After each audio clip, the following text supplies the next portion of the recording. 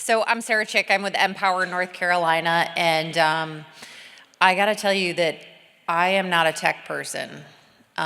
So this is going to be a really big flip from comedy to what you just heard to this. But how many of you over this conference have heard something really cool and mind-blowing in the last few days? Yeah, show of hands. And then show of hands, how many of you heard something that was deeply human-centered? Okay, more hands than I thought, but we're still gonna go on. And then, how many of you have ever been on a dolphin tour? Okay, so how do you get the best view of dolphins, and how do you get the best reaction? Oh, you clap a lot. You clap and cheer, and they get really excited. So that's what I'm hoping for today. Oh, thank you. Thank you. So yes, I'm the site director with NPower North Carolina. My boss, Nick Allen, is in the front row here to support me today. And we are a small but mighty team located in the Research Triangle Park.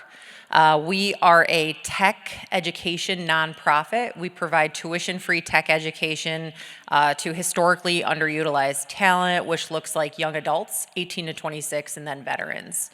At any age, military spouses and all that. We do a deep reach into the community to support entry-level tech careers.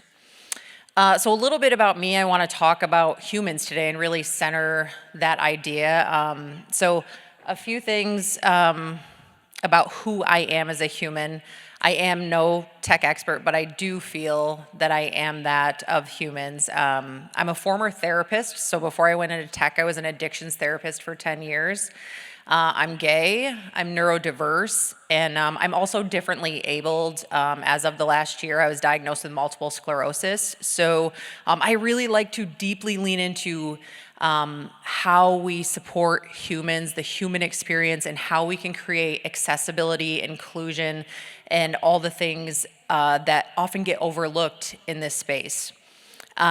I have cosmic capacities for empathy and grace, and I like to really dive into that experience. So, as AI transforms the future of work, the most important question isn't what technology can do, but rather it's who gets to participate.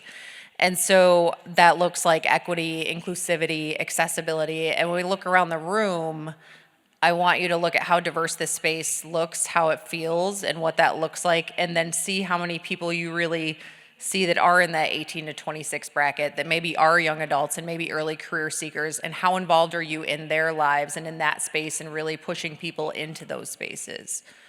So the first thing I want to talk about is I believe that the future of AI isn't really built in labs, it's actually built in communities, and I think Leo touched on that earlier when he shared our mayor. Big companies build AI tools, but community organizations like us at NPower build the people who make AI usable, who make AI ethical, and who make it impactful. So we cultivate that locally by creating opportunity and accessibility for other folks to enter that space. So we train people that reflect the communities that AI will serve so that the technology works for those communities, not around those communities. Access to tech alone doesn't really equal opportunity. When we think of these free opportunities to engage with ChatGPT or Copilot or whatever your drug of choice is, it's not always available for folks that maybe don't look like us. And so that's important to think about when we pave what AI looks like in this community and how we embrace that. The next point I want to talk about is that equity in AI isn't about access to tools. It's truly about access to pathways, and that's one of the things that we work at diligently is illuminating those pathways for young people, upskillers, reskillers to reach. Tools without structure don't create mobility, and mobility is key to a thriving community. Pathways do, and we have to be illuminators. Nick and I can't do this work alone. Our team can't do this work alone. So we have to rely on Goliaths to support us in this work. I think AI for everyone sounds really good, but does it really look like everyone? So without guidance, it benefits those who already have proximity, which is a lot of folks in this room, myself included. But it also discludes a lot of people as well. And so I think we need to be mindful of that as we grow AI and go forward in our respective organizations.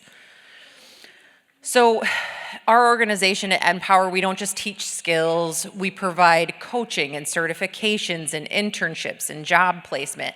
And we try to lend our high value network to young folks and to people in our communities so that they can utilize their talent and don't fall off halfway through the journey. They're able to be in these rooms, to engage with people like you and to learn from people like you.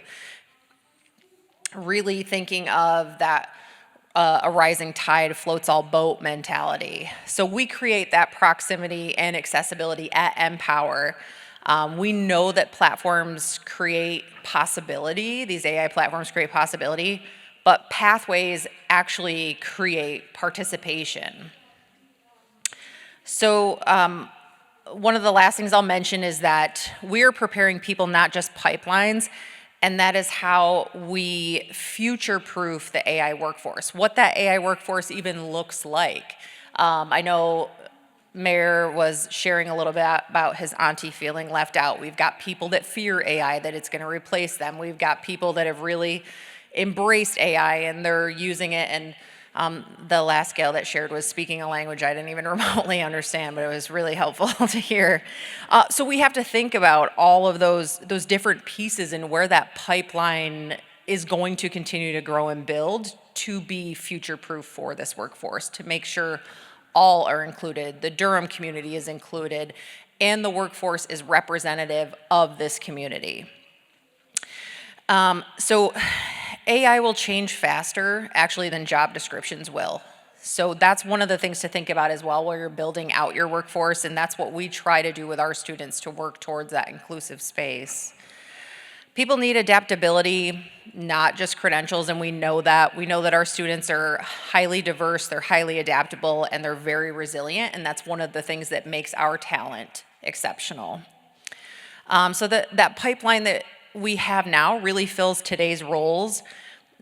People clearly have skills that will evolve with them as they go on, but we want to ensure that a lot of the skill set as well as the technology are both centered in human development. That's where the resilience is created. So when we invest in people, their confidence, their judgment, and this ability to learn, we create a workforce that grows with AI instead of being displaced by it. And I think that's most important, especially here in our community in the Triangle. So in closing, a few things I want y'all to remember. Equity isn't a side effect of innovation. And if we want an AI future that works for everyone has to be a part of building it. It cannot just be centered by males in whiteness. We know that 23% of users are all that females make up. So we have to think about those things and create intentionality around the space in which these things get developed. Oh, thank you. That's a dolphin moment. So I hope that you'll connect with me and lean into the work that really matters. You can scan and connect with me on LinkedIn and see some of the things that we're up to right in the RTP Frontier location. And you know, I think all of these companies, organizations, investments that happen in the Triangle, they're all exceptionally exciting. You think of Meta, IBM, all those great partners, but they mean nothing if the community that lives here, was born here, and resides here cannot access those opportunities. So thank you for having me.